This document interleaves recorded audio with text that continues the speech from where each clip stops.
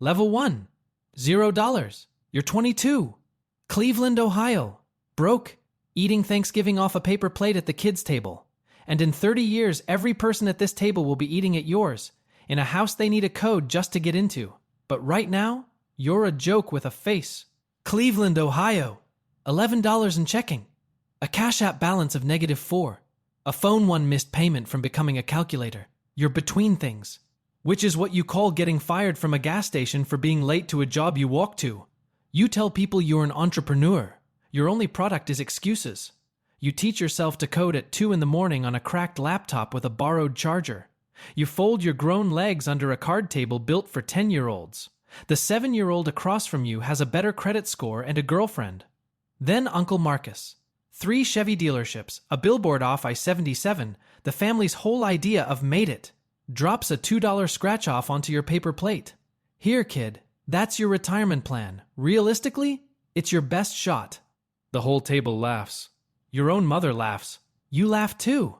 Crying at the kids' table is a different kind of over. You scratch it right there. It loses. See? Marcus says. Even luck's got standards. You pocket the dead ticket. In 30 years, that same man will sit across a desk from you, hat in his hands, needing a check with more zeros than he can read. But the reason you make it isn't him.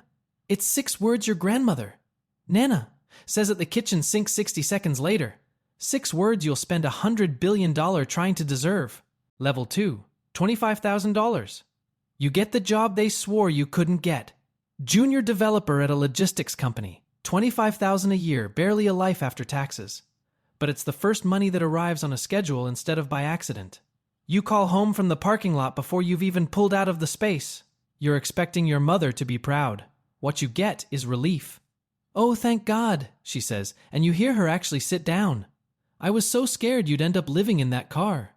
The car is a Corolla with a check engine light that's been on since the Obama administration. That's the moment you learn the difference. Pride is for the kids they believed in. Relief is for the one they were bracing to bury. You got the second one and called it love.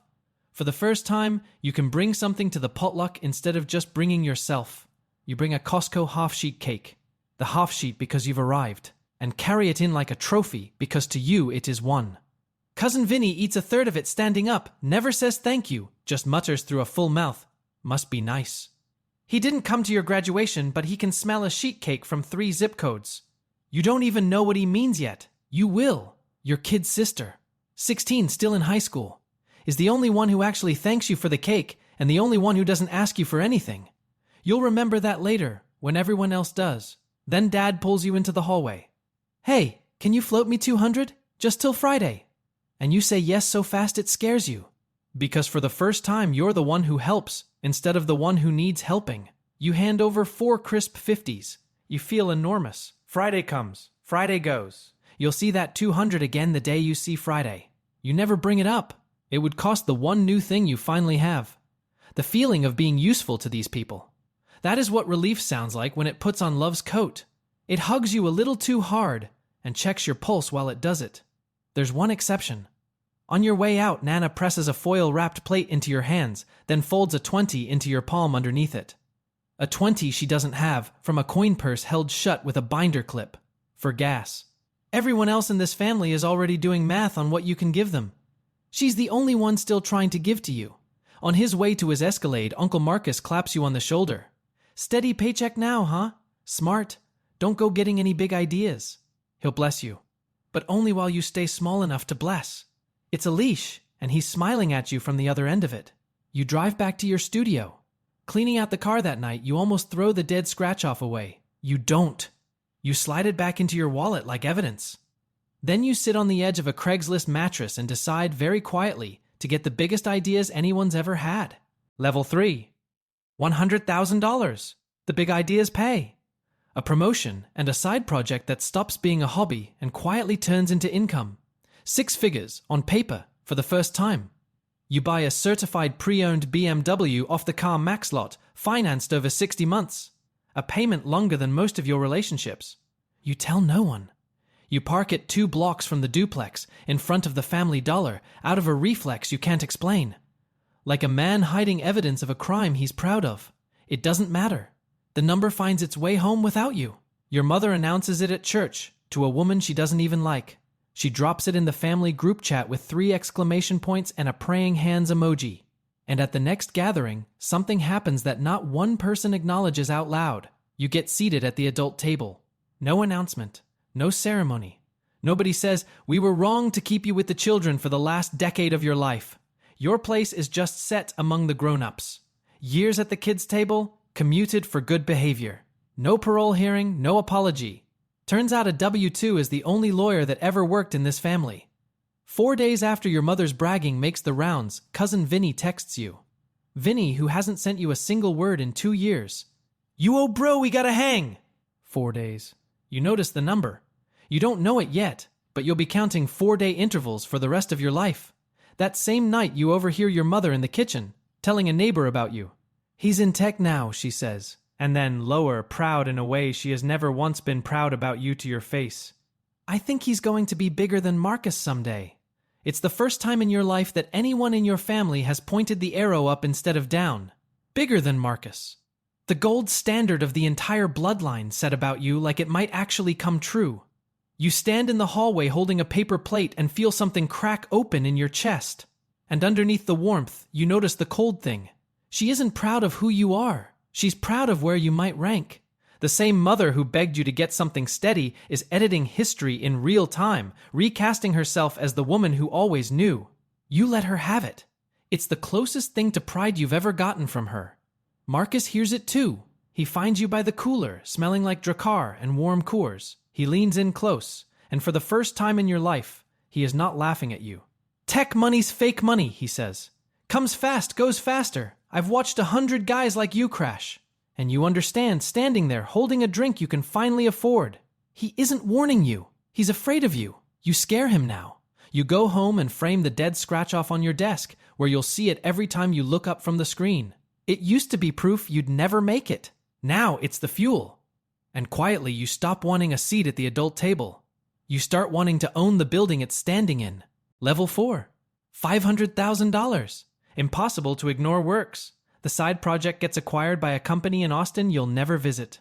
Suddenly there's $500,000 attached to your name, and the family rearranges itself around you like iron filings around a magnet. You stop being a person at gatherings. You become an introduction. "This is my son. He's doing very well." That's the whole sentence now. Doing very well. Not how are you. Not are you happy. Not did you eat. A title with a man attached, presented to relatives who lean in 2 inches at the number behind it. You got promoted from the one we worry about to the one we mention first. Same person. Better adjective. At 0, you were the kids' table. At 25,000, you were steady. At 100,000, you were a name people suddenly remembered. At 500,000, you're a balance sheet that shows up to barbecues. Dad's 200 till Friday has evolved. Now it's, we need $5,000 for the roof. It's nothing to you. It's nothing to you. That phrase turns a request into an obligation you'd be a monster to refuse and shrinks you down into a line item. You pay it. Of course you pay it. Then you do something bigger. You pay off your parents' Capital One. $18,000 of card debt that made your whole childhood smell like fear. You wire it. Gone. Your mother cries on the phone. For 1 hour, you feel like the son she was always supposed to have. 3 weeks later, she calls and asks, casually, whether you've seen Marcus's new C-Ray. He posts it on Lake Erie from 40 angles. 3 weeks. That's the half-life of gratitude at this level. About what a sympathy card lasts, and nobody even died. $18,000 buys 3 weeks before the comparison starts again. And the comparison is always Marcus. You can pay off the debt. You cannot pay off the scarcity. It lives in the wiring. You could hand these people $1 million and they'd still flinch at the right side of an Applebee's menu. And the asks aren't from one person anymore. An aunt needs help with a transmission. A second cousin you've met twice has a sure thing. A vending machine route, guaranteed passive income, he just needs $8,000 to start. Together they're one sentence in 9 voices. It's nothing to you. You're no longer a person who has money. You are the place money comes from. A faucet with a face they're all polite enough to keep smiling at. There are exactly 2 exceptions. The first is your kid's sister. A new nursing job at the county hospital. A small life she's proud of. Who calls on Sundays just to talk. Who has never once asked you for $1. Who changes the subject the second money comes up. You start taking her calls faster than anyone's. The second is Nana, who still sends you home from every visit with a foil-wrapped plate at the door. You're too skinny. No invoice. No comparison. The only two people in your whole family who still try to give to you instead of take. Then your phone buzzes. You've been added to a new group chat. It's called Family, with a little heart emoji. The first message in it, before hi, before anything, is a request. It isn't a chat. It's a queue. And you're standing at the front of it. Level 5. $1 million. The queue scales with the balance. $1 million in the bank, and the asks stop being for roofs and start being for ventures. Cousin Vinnie pitches you a business. He slides his phone across the table with a one-page deck he built in Canva that morning and an LLC he made on LegalZoom the night before. $50,000 for a thing he describes 3 different ways in 2 minutes, none of which agree with each other. He's already spending it in his head. You can hear the boat in his voice. You say yes, once. But you have a real loan agreement drawn up with a repayment schedule and a signature line. Vinnie signs it like you've insulted his mother. We're family, he says. Offended that family would put it in writing. The paperwork is the betrayal, not the asking. The contract wounded him deeper than the poverty ever did. He signs anyway, and in the time it takes him to scrawl his name, a cousin quietly becomes a counterparty. Your advisor at Fidelity has a phrase for it. Money lent to family, he says, recovers at close to zero. He calls it the family discount, and he's not joking. Treat it as a gift, or don't do it at all. He's read the spreadsheet of 1,000 men like you. So you start saying no, and the day you start saying no is the day you become the villain. Money changed you, from 3 different relatives in a single month, 2 of whom you've personally bailed out. You were the family failure for free. Charge interest once and suddenly you're the bad guy. Here's the thing nobody tells you. You did change. You learned to do math out loud. The love didn't curdle. The love was always conditional. The money just walked into the room and turned the lights on. Both of those are true at the same time. They love you. They are also pricing you.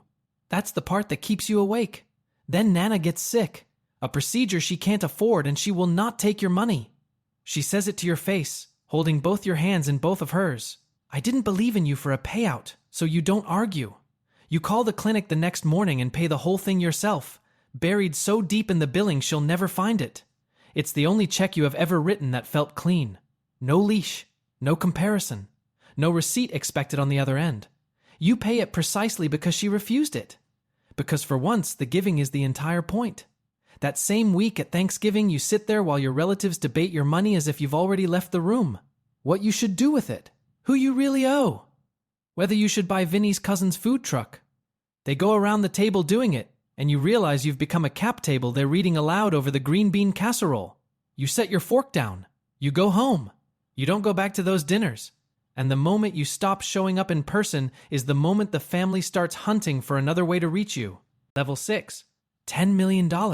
You stop showing up. So the family built a way around your absence. Your mother becomes the lobbyist. Every request now routes through her, softened, pre-negotiated, delivered with I told them I'd just ask, that's all. And when even her calls become too many, you hire an EA in a different time zone to screen them. There is now a paid stranger standing between you and your own blood, deciding which relatives get through. You have a gatekeeper to your own family. You didn't plan this. It assembled itself the way these systems do without ever asking your permission. The asks get choreographed. Birthdays nobody remembered in years are suddenly observed, texted with surgical timing. And the interval is back. 4 days. The same 4 days from the BMW. Except now the whole family runs the clock.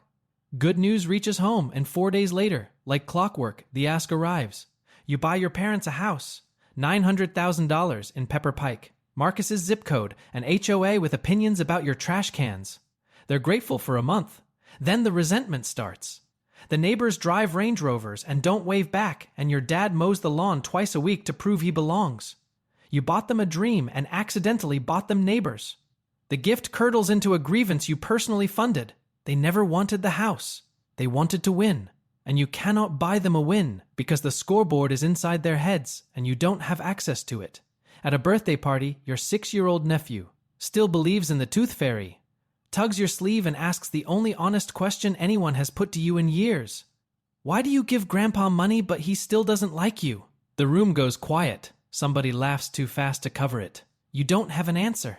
A kid who can't spell the word trust.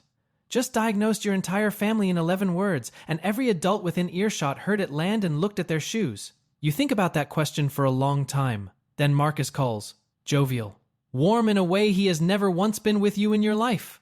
Just checking in on my favorite nephew. And you catch it immediately, because you've been trained for years now. His timing. The dealerships are bleeding. Carvana ate his margins and GM's pulling the franchise. And exactly 4 days after that news reached you, here he is, on the phone, calling you his favorite. 4 days. The same clock. Even Marcus runs on it now. You sit there with the phone in your hand and the framed scratch off on the wall in front of you, and for 1 second you think about how easy it would be to make him ask twice. You don't say it. You file it. Instead, you do the math on your parents, and you make a decision that solves everything and ruins everything in the same motion. You put them on a fixed monthly stipend, wired the first of every month. The asks stop.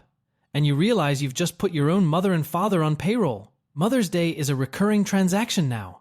Level 7. $100 million. Putting your family on payroll forces a structure underneath it. A family office, an estate attorney, an irrevocable trust with your relatives named as beneficiaries, which is a sentence that means love now requires paperwork to administer.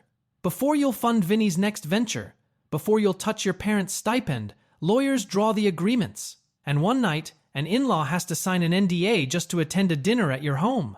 She signs it faster than she's ever signed a thank you card. Your attorney says it without looking up from the page. Everybody in your bracket does this with relatives. Especially relatives. Especially relatives. You repeat that one word in your head for an hour. Relatives. The people who are supposed to be the exception to every rule are, at this level, the exact risk you paper against first. You sit with it and try to remember what the word meant before the number redefined it. You can't quite get there. Your name starts working without you. A cousin you barely know tells people at his job that he basically made you who you are. Another launches a GoFundMe titled Help Your Family, for a cause you've never heard of, and it raises $40,000 before anyone bothers to tell you it exists. At 0, your name meant nothing. At 100 million, your name is a family asset they're allowed to spend. And you're the last one to find out each time they spend it. Then Marcus comes to see you. Alone. No Escalade in the driveway. He sold it. No swagger in the doorway. Carvana and a bad lease took 2 of them. The bank is moving on the last one. He sits down across the desk from you. And the man who handed a broke kid a $2 scratch-off 30 years ago cannot lift his eyes off the carpet. He needs a loan for the last lot to save the one piece of the empire he had left. You could say it. The line is right there, perfectly aged. Realistically, it's your best shot. 30 years you kept it, and here's the open door. You don't walk through it. You write the check. No lecture, no interest, no reminder of who handed what to whom across which table. You slide it over the desk because you finally understand that needing to win the fight is its own kind of poverty, and you are not poor anymore. He takes it. On his way out, he stops at the wall. The scratch-off is framed there, the same dead $2 ticket. He looks at it for a long moment, and you watch him understand exactly what it is and exactly how many years you kept it where you'd see it every morning. He doesn't say a word. 30 years of being the family's gold standard collapses in his face, in real time. The war is over. You won it without firing the shot, and you feel nothing. You wait for the satisfaction, and it never arrives, because the only person who ever needed to witness this moment isn't in the room. Then your phone rings. It's your mother. She's crying, and for once it isn't about money. Nana has collapsed. Level 8. $1 billion. You buy the whole hospital floor. You fly in specialists from the Cleveland Clinic and Mayo within hours. You have $1 billion, and you point every cent of it at one small woman in a bed, and you learn the thing money spends an entire lifetime hiding from you. It does everything, and it changes nothing. $1 billion, and the best it buys is a nicer room to lose her in. While she sleeps, you take inventory. 2 assistants, a family office of 9, relatives on stipend, Vinnie, who you finally moved onto a consulting retainer. He consults on nothing. They are all warm to you. Every single one. They are also every single one on a payroll you sign. At 0, no one came to you at all. At 100,000, they came 4 days after the good news. At $1 billion, they come on a schedule, with a contract, through an assistant. You go looking for the last person who ever entered your life without an ask attached. The search runs back 30 years. It ends at this bed. She wakes up. She sees you. The Loro Piana coat, the man on the Forbes list. And she frowns, and she pushes a foil-wrapped plate at you. Sugar-free hospital jello she saved from her own lunch, wrapped in a napkin with her shaking hands. You're too skinny. The same gesture from the kids' table. In a hospital she has no idea you're paying for. The only person who never once asked what you were worth is still trying to feed you. She doesn't ask about the company. She doesn't ask about the number. She asks if you're happy. And you, who can buy anything on earth, cannot afford to answer her honestly. So you lie. You say yes. She holds your hand and pretends to believe you. Her last mercy. She dies on a Tuesday. Going through her things, in a shoebox under her bed, you find a scratch-off. For a second, your heart stops. You think it's yours, the one framed on your office wall. It isn't. Yours is still on the wall. This one's different. On the back in pencil, a date. The morning after that Thanksgiving. She'd gone to the same Sunoco. Spent $2 she could not spare. Bought her own ticket. The same bet Marcus mocked you with. And scratched it at her own kitchen table. Hers lost too. She kept it anyway. Folded inside it, in her handwriting, 4 words. Proof I was right. The same $2. Marcus spent his time to tell you you'd never make it. She spent hers to bet that you would. Same ticket. Same losing odds. The only thing that ever differed was the hand holding it. You sit on the floor of her 1-bedroom apartment, the richest man for 1,000 miles, and you cannot breathe. At the funeral, before the service is even over, the family is already arguing about the estate. $400 in a costume jewelry box. Splitting it in the parking lot like a will reading on TV. You stand up and you walk out. Marcus is by the door. Smaller now, genuinely grieving. An old man who just lost his mother. For 1 second your eyes meet over the casket. It isn't forgiveness. It isn't war. It's just 2 people who both knew her. You get in the car. You drive. You don't pick a destination. Level 9. $100 billion. Years later, you host the family. Not at a restaurant. At your estate. At a table long enough to seat every one of them. In a house they need a code at the gate to enter. Everyone from that first Thanksgiving came. 30 years ago at a kitchen sink, Nana dried a plate and said 6 words to you low so no one else could hear. They don't see it. I do. Then she said one more thing. One day, they'll all be eating at your table. She was right. They are all finally eating at your table, and every one of them checked the seating chart for how close they landed to the host. They are all, every one of them, calibrated. Almost. You can see it from the head of the table. Who approached from which side? Who rehearsed the ask? The choreography you first clocked 30 years ago now fills a ballroom you watch like weather. One of them brought a pitch deck to a dinner party. The one exception is your kid sister. Gray coming in now, still a nurse. Still drives her own car. Never took a dollar she didn't earn. She finds you, hugs you sideways the way she did at 16, and asks if you're sleeping. Her and Nana, 2 people in 30 years. Now it's down to 1. Off to the side there's a kid's table. At it, a young cousin. 22 maybe. Broke. Talking too loud about an app nobody at the big table believes in. Catching the same pitying smiles you used to catch. They're humoring him. Not everyone's a Marcus, somebody says, and the table laughs the same laugh. You are watching yourself at 22. And here's what $100 billion finally teaches you. You became the head of the table they swore you'd never make. And they still orbit the number, not you. You got everything she promised you. And the one thing you actually wanted. To be looked at the way she looked at you. Left the world the day she did. So you get up. You walk to the kitchen and wrap a plate in foil with your own 2 hands. The richest man in the country, wrapping leftovers the way a poor old woman used to. You carry it to the kids' table, pull out a chair built for 10-year-olds, and sit down on purpose. In a suit worth more than the BMW you once parked by the Family Dollar. You press the plate into the kids' hands. They don't see it, you tell him, quiet, so the big table can't hear. I do. Her exact 6 words. Passed forward. Then you take out the frame you brought, the dead $2 scratch-off, and set it down in front of him. He'll understand it the day he needs to. At the head of the room, Marcus. Old now, in a small role you gave him so he'd never have to ask. Lifts his glass to you. You nod back. The war's been over since the day you stopped needing him to lose. You stay at the kids' table. The richest man in the room, in the one seat where the only honest love he ever got reached him. You spent $100 billion to afford the cheapest seat in the room. The kids' table was never the punishment.